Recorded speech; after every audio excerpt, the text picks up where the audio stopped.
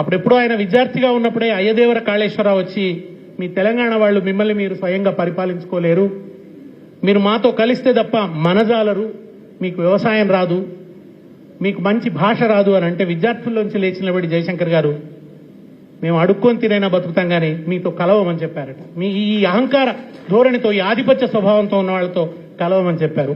69 ఉద్యమంలో ఆయనను కాసు బ్రహ్మానందరెడ్డి నిన్ను బర్తరఫ్ చేస్తాను ఉద్యోగంలోంచి అని అంటే, మీరు ముఖ్యమంత్రి, మీ జేబులో పెన్ను ఉంది, మీ టేబుల్ మీద కాగితం ఉంది, మీరు ఇప్పుడే ఆ పని చేయొచ్చు అన్నాడు ఆయన. అంత ధైర్యంగా, చాలా ధైర్యంగా నిలిచేటువంటి వ్యక్తి. ఒకసారి నాకు ఆయన పీస్ ఇనిషియేషన్ కమిటీలో కూడా భాగస్వామి. నక్సలైట్లకి ప్రభుత్వానికి మధ్య చర్చలు జరగాలని ఏర్పడినటువంటి 3వ ప్రత్యామ్నాయం పేరిట ఏర్పడిన పీస్ ఇనిషియేషన్ కమిటీలో కూడా ఆయన భాగం. చంద్రబాబు నాయుడుతో ఒక చర్చల సందర్భంలో, సార్ మీరు తెలంగాణ అన్యాయానికి గురైందని, వివక్షకు గురైందని చాలా అబద్ధాలు చెప్తున్నారు అన్నట్టుగా చంద్రబాబు నాయుడు గారు మాట్లాడితే, ఇవి ఇంటర్ప్రిటేషన్స్ కావు, మీ ప్రభుత్వం ఇచ్చినటువంటి గణాంకాలే అని చెప్పి ఆయన చంద్రబాబు నాయుడు ముందు పెట్టినారట ఆ గణాంకాలు.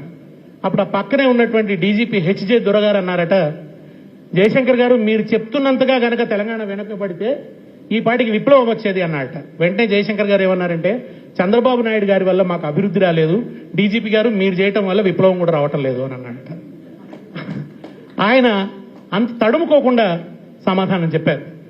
1969 తర్వాత ఆయన తెలంగాణకు జరుగుతున్న వివక్షని, అన్యాయాన్ని రికార్డు చేసేటువంటి ఆ సాక్ష్యాధారాలతో దాన్ని ఎప్పటికప్పుడు అప్రమత్తంగా ఉంటూ రాసి పెడుతూ వచ్చారు ఆయన.